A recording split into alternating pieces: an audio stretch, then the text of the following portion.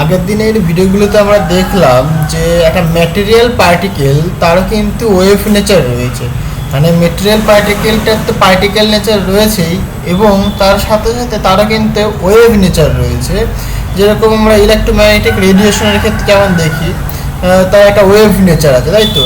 এবং as well as তারও কিন্তু একটা পার্টিকেল নেচার রয়েছে, এটা আমরা ফোটন বলি আমরা, তাই তো। তাহলে আলোরও যেমন দুটো নেচার রয়েছে, একটা পার্টিকেল নেচার এবং একটা ওয়েভ নেচার। সিমিলারলি মেটেরিয়াল পার্টিকেলের আমরা দেখলাম যে তার পার্টিকেল নেচার তো আছেই, এবং তার সাথে তার ওয়েভ নেচারও কিন্তু আছে, তাই তো। তাহলে সেই ওয়েভটা যে ইকুয়েশনটা আমরা দেখি, মানে অ্যাকচুয়ালি যে ওয়েভ নেচার রয়েছে এটা বলেছিলেন ডি ব্রগলি হাইপোথিসিস থেকে বুঝতে পারি। তার ডেভিশন জার্মান যে এক্সপেরিমেন্ট সেখান থেকে প্রুভড হয় যে হ্যাঁ, যে ম্যাটেরিয়াল বা ম্যাটারের কিন্তু একটা ওয়েভ নেচার রয়েছে, সেটা কনফার্ম হয় আমাদের ডেভিশন জার্মান এক্সপেরিমেন্ট থেকে, তাই তো। তাহলে যে ওয়েভ নেচার রয়েছে, তাহলে ওয়েভ সম্পর্কে আগে একটু জানতে হবে। সো ওয়েভটা কি সেটা আগে একটু জানা যাক। অ্যাকচুয়ালি আমরা সবাই ওয়েভ জানি, আমরা ক্লাসিক্যাল মেকানিক্সে ওয়েভ আমরা সবাই পড়েছি। ওয়েভের যে ইকুয়েশনটা দেখতে হয়, ওয়েভটা কেমন হয় বেসিক্যালি একটা সময়ের সাথে সাথে এবং পজিশনের সাথে সাথে সেটা কি চেঞ্জ হতে থাকে, ঠিক আছে, পিরিয়ডিক্যালি চেঞ্জ হয়। তার ফর্মটা যেমন হয় বেসিক্যালি, সাপোজ যদি আমি সাপোজ ইলেকট্রিক ফিল্ডের কথা যদি বলি, ঠিক আছে, একটা ওয়েভ ধরলাম, E vector equal to E0 vector amplitude বা ম্যাগনিটিউডটা, ঠিক আছে, মানে অ্যামপ্লিটিউডটা বেসিক্যালি এটা cos kx minus omega into, এইটা একটা কি ওয়েভের ইকুয়েশন, ঠিক আছে। এইখানে দেখো এই যে ইটা কি বেসিক্যালি মানে ফিজিক্যাল কোন কোয়ান্টিটি, এটা আমি লিখেছি বেসিক্যালি ইলেকট্রিক ফিল্ড। আর E0 সেটা কি বেসিক্যালি তার ম্যাগনিটিউড, ঠিক আছে। আর এটা কি সাইনোসয়েডাল ফর্ম, মানে আমি ক্রস ফর্মে লিখেছি, সাইন ফর্মে লিখতে পারতাম আমরা, in general e to the power ফর্মে লেখা হয়ে থাকে, ঠিক আছে। তাহলে এইটা হচ্ছে কি আমাদের একটা ওয়েভ, সাইনোসয়েডাল ওয়েভ, ফাইন। তাহলে দেখো এখানে একটা আমি জেনারেল একটা ফর্ম জাস্ট লিখেছি একটা ওয়েভের, হ্যাঁ। এখান থেকে আমরা কি বলতে পারি দেখো, বেসিক্যালি যে ওয়েভটা যে যাচ্ছে মানে ওয়েভের সম্পর্কে আমরা কি বলতে পারি, তাই না। ফার্স্ট অফ অল আমরা বলতে পারি যে ওয়েভটা বেসিক্যালি প্রোপাগেট করছে অ্যালং, এইখান থেকে আমরা দেখতে পাচ্ছি যে এক্স অ্যাক্সিস বরাবর প্রোপাগেট করছে। মানে প্রোপাগেশন ডিরেকশন যদি বলি আমরা, সেটা কোথায়, কোন দিক বরাবর, propagation direction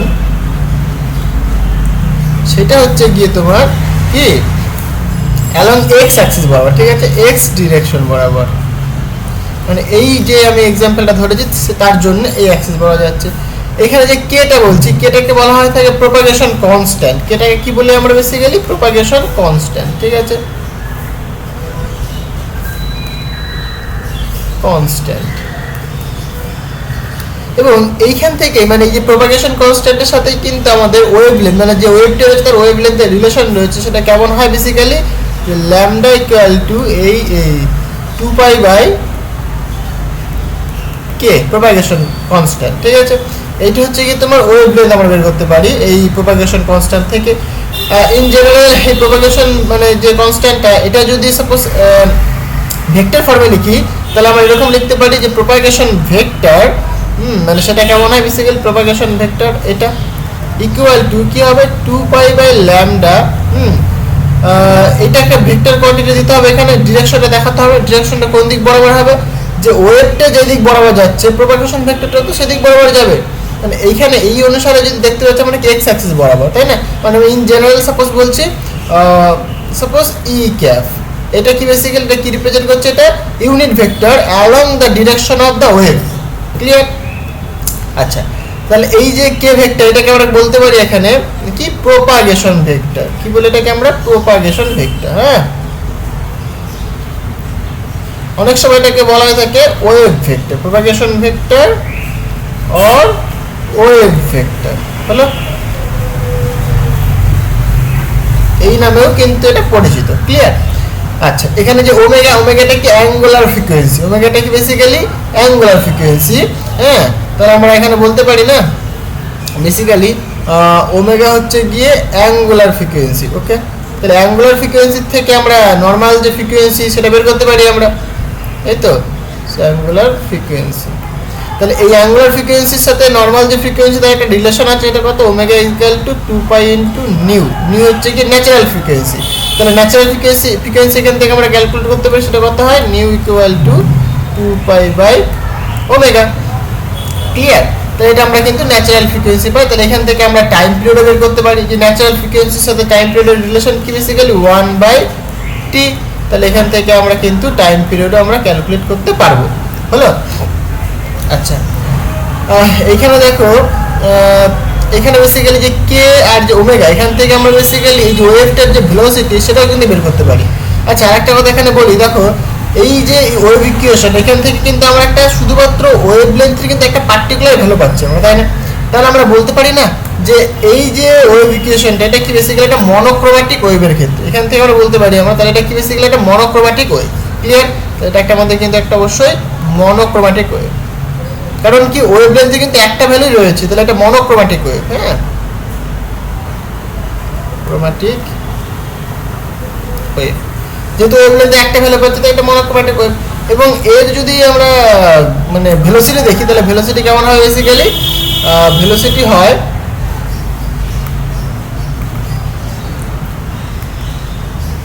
velocity v equal to basically omega by k. তাহলে এখান থেকে আমরা কিন্তু ভেলোসিটিটা ক্যালকুলেট করতে পারবো, যে ওয়েভটা যাচ্ছে সেই ওয়েভের যে ভেলোসিটি সেটা হচ্ছে তোমার এটা। এটা দেখো কনস্ট্যান্ট ভেলোসিটিটা, ঠিক আছে? মানে যে এই ওয়েভটার ক্ষেত্রে ভেলোসিটিটা কি কনস্ট্যান্ট, কারণ ওমেগার কে তো ভ্যারি করছে না, কনস্ট্যান্ট, তাহলে ভেলোসিটিটাও কনস্ট্যান্ট হবে, সিম্পল। এই ওয়েভের যে নেচারটা কেমন হয় বেসিক্যালি এরকম হয়। মানে আমরা যদি গ্রাফিক্যাল যদি রিপ্রেজেন্টেশন দেখি,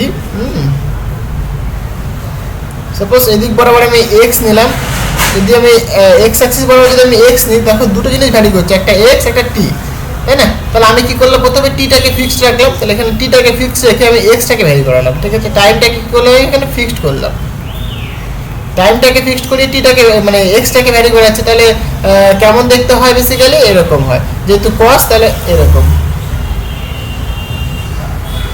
এরকম ভাবে কিন্তু ভ্যারি করছে, মানে পিরিয়ডিক্যালি কিন্তু ভ্যারি করছে, তাই না? এদিকেও আসছে, মানে নেগেটিভ দিকে যদি তুমি দাও, এটা হচ্ছে আমাদের কি ওয়েভ, তাই না? এবার এখানে দেখো এই যে এইটুকুনি যে ডিস্টেন্স, মানে এইটুকুনি সবসময় কনস্ট্যান্ট, সেম, সবসময় সেম, সবসময় সেম।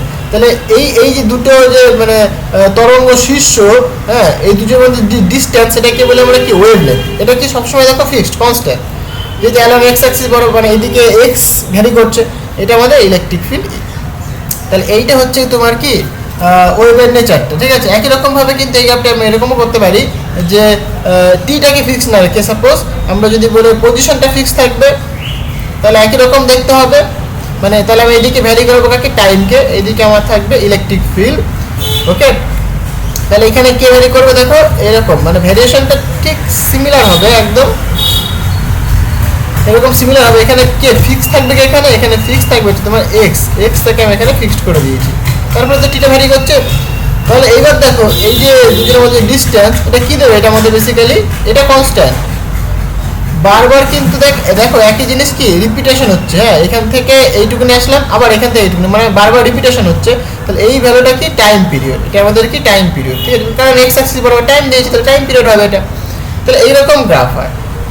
এইটা দেখো মানে মাইনাস ইনফিনিটি থেকে প্লাস ইনফিনিটি পর্যন্ত কিন্তু যেতে পারে, তাই না? মানে যে ওয়েভটা আমি এখানে দিয়েছি, মানে যে ইকুয়েশনটা লিখেছি সেটা কি মাইনাস ইনফিনিটি থেকে প্লাস ইনফিনিটি পর্যন্ত যেতে পারে।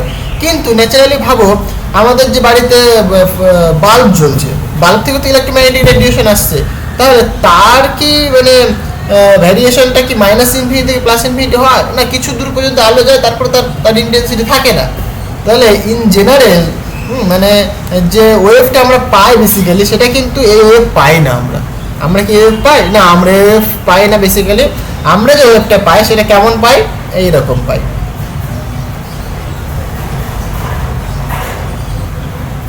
মানে প্রথমে হয়তো কিছুটা কম থাকে, মানে এরকম যদি দেখাই আমি, প্রথমে হয়তো ইন্টেন্সিটি নেই, কম, আবার একটুখানি বেশি হলো, আবার একটুখানি বাড়লো, হয়তো বেশি হলো একটা জায়গাতে প্রচুর বেশি, ঠিক আছে? এবার আস্তে আস্তে কি আবার কমতে থাকে, আবার কমতে থাকে, আবার কমতে থাকে, এরকম কমে যায়। তাহলে আমরা এইরকম ধরনের কিন্তু আমরা ওয়েভ পাই, তাই না? তাহলে এই যে ওয়েভটা এখানে বেসিক্যালি কি রয়েছে, এখানে দেখো একটা পার্টিকুলার ওয়েভ লেন্থ নেই এখানে, এটা বেসিক্যালি অনেকগুলো সাইনোসয়েডাল ওয়েভের কম্বিনেশন ফর্মে আছে এটা। তাহলে এইটাকেই বলে আমরা কি ওয়েভ প্যাকেট, মানে অনেকগুলো প্যাকেট মানে একসাথে রয়েছে, অনেকগুলো ওয়েভ একসাথে, মানে একটা প্যাকেটের মধ্যে কি অনেকগুলো চিপস থাকে যেরকম, মানে ধরো চিপসের যদি প্যাকেট বলি আমরা, একটা চিপস থাকে কি অনেকগুলো চিপস থাকে, তাই না? সেটাই এইরকম একদম, ঠিক আছে। মানে এখানে এই যে জিনিসটা আমরা ন্যাচারালি যেটা পাই সেটা কি বেসিক্যালি ওয়েভ প্যাকেট পাই, মানে অনেকগুলো সাইনোসয়েডাল ওয়েভের সুপার ইম্পোজ ফর্মে পাই আমরা, ঠিক আছে। সেখানে কিন্তু অনেকগুলো ওয়েভলেন্থ থাকবে, অনেকগুলো ফ্রিকোয়েন্সি থাকবে, মানে এখানে যেরকম কি একটাই পার্টিকুলার ওয়েভলেন্থ একটাই ফ্রিকোয়েন্সি রয়েছে, কিন্তু এই যে ওয়েভ প্যাকেট, এই ওয়েভ প্যাকেটের মধ্যে কিন্তু পার্টিকুলার একটা ওয়েভলেন্থ, পার্টিকুলার একটা ফ্রিকোয়েন্সি থাকবে না, এখানে অনেকগুলো ওয়েভলেন্থ কম্বিনেশন এবং অনেকগুলো ফ্রিকোয়েন্সির কম্বিনেশন ফর্ম থাকবে, কারণ এটা কি একটা সুপার ইম্পোজ ফর্ম রয়েছে এটা, ঠিক আছে। সাইনোসয়েডাল ওয়েভের একটা সুপার ইম্পোজ ফর্ম পেয়েছি, ঠিক আছে। তাহলে এইটা হচ্ছে কি আমাদের কি ওয়েভ প্যাকেট, ক্লিয়ার। এটা এরকম ভাবে ভ্যারি করছে, হ্যাঁ। তার মানে কি একটা নির্দিষ্ট মানে লিমিটেশন রয়েছে, দেখো মানে পুরো -ইনফিনিটি থেকে +ইনফিনিটি পর্যন্ত যেতে পারে না। তাই দেখি আমরা একটা বাল্ব জ্বালালাম, তার থেকে যে লাইট পাচ্ছি, ইলেকট্রোম্যাগনেটিক রেডিয়েশন পাচ্ছি, সেটা কি কিছু দূর পর্যন্ত তার আলো যেতে পারে, তার থেকে দূর যেতে পারে না। তাহলে সেটা হচ্ছে আমাদের কি basically wave packet. In general আমরা ওয়েভ প্যাকেট পাই, মানে আমরা দেখো যে লাইটটা আসছে কি অ্যাকচুয়ালি সাদা কালো, হোয়াইট কালার, তাই না? যেহেতু হোয়াইট লাইটের মধ্যে কি অনেকগুলো ওয়েভলেন্থের কম্বিনেশন ফর্মে রয়েছে, তাহলে তার ফর্মটা কিন্তু এরকম হবে, ক্লিয়ার হয়েছে। এবার আমরা যদি প্রপার একদম ইলেকট্রোম্যাগনেটিক রেডিয়েশনের কথা যদি বলি, ইলেকট্রোম্যাগনেটিক রেডিয়েশন, ইলেকট্রোম্যাগনেটিক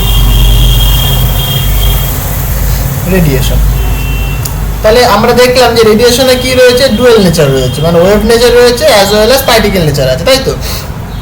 তাহলে এই যে ইলেকট্রোম্যাগনেটিক রেডিয়েশন, তার যে যদি আমরা বলি এনার্জিটা কীভাবে ডিফাইন করি আমরা, নাকি E=H*ν, তাই তো।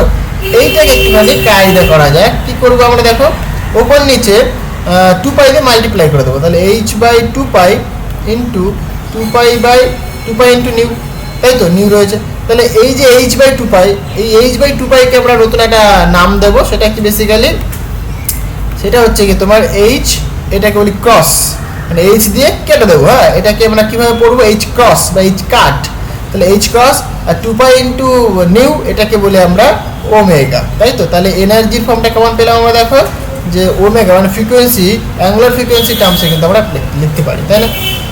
এটা ইলেকট্রোম্যাগনেটিক রেডিয়েশনের জন্য প্রযোজ্য, ঠিক আছে। সিমিলারলি এখান থেকে আমরা তার মোমেন্টাম বের করতে পারি, তাহলে মোমেন্টাম মানে আমরা কি জানি, P= বেসিক্যালি H/λ। এইভাবে আমরা কি যে ওয়েভটা মানে ইলেকট্রোম্যাগনেটিক রেডিয়েশন তার মোমেন্টামকে রিপ্রেজেন্ট করতে পারি। তাহলে এখান থেকে আমরা আবার লিখতে পারি P= দেখো ওপর নিচে 2π দিয়ে আবার মাল্টিপ্লাই করি, তাহলে 2π, তাহলে উপরে 2π গেল ডিভাইডেড বাই ল্যামডা। তাহলে দেখো H/2π এটা মানে কি, আবার এইটা মানে আবার বেসিক্যালি H ক্রস, আর 2π/λ এটা মানে আবার কি কে। তাহলে আমরা কি দেখতে পাচ্ছি যে মোমেন্টাম আমরা এরকমভাবে লিখতে পারি, তাই না, H ক্রস ইন্টু পি। তাহলে এই যে কেসটা এবং এই যে কেস, এটা কিন্তু শুধুমাত্র ইলেকট্রোম্যাগনেটিক রেডিয়েশনের জন্য কিন্তু প্রযোজ্য, ক্লিয়ার। আর ওপরের যে টার্মগুলো আমি এতক্ষণ ডিসকাস করলাম, সেটা বেসিক্যালি কি যে কোনো ওয়েভের ক্ষেত্রে আমরা লিখতে পারি এরকম, হলো। আচ্ছা, এখানে একটা ইন্টারেস্টিং ব্যাপার কি, দেখো এই যে ওয়েভটা লিখেছি, এই যে ফিজিক্যাল কোয়ান্টিটি, সেটাই আমি কি বললাম, সেটা আমি বেসিক্যালি বললাম যেটা ইলেকট্রিক ফিল্ড, এটা, তাই না। সিমিলারলি একই কোশ্চেন তখন অ্যারাইজ হয়েছিল যে এই যে ম্যাটার, আমরা যে ম্যাটার পাচ্ছি, সেই ম্যাটারের যে একটা ওয়েভ নেচার রয়েছে, তাই তো। তাহলে এই যে ওয়েভটা, তাহলে এই ওয়েভের ফিজিক্যাল কোয়ান্টিটিটা কি, এর ফিজিক্যাল কোয়ান্টিটিটা কি, মানে এই ওয়েভের ফিজিক্যাল কোয়ান্টিটি সেইটা কি, সেইটা নিয়ে প্রচুর তোলপাড় হয়েছিল, যে জানা যাচ্ছিল না তো মানে কি জিনিসটা। তখন এইটাতে অত মাথা ঘামাই, তখন বললো ঠিক আছে এটা বাদ দাও, আমরা এখন শুধুমাত্র ওয়েভটা নিয়ে কথা বলি। পরে স্ক্রোডিঞ্জার এসে এর কিন্তু ফিজিক্যাল মিনিংটা দিলেন, ঠিক আছে। তিনি তার মিনিংটা ডিসকাস করলে আমরা আস্তে আস্তে যাবো, তো সেখানে গিয়ে পরে আমরা ডিসকাস করব, ক্লিয়ার। আচ্ছা, তাহলে পরে এখানে আমরা যেটা দেখলাম যে ইলেকট্রোম্যাগনেটিক রেডিয়েশনের ক্ষেত্রে আমরা এই জিনিসগুলো পাই, ক্লিয়ার।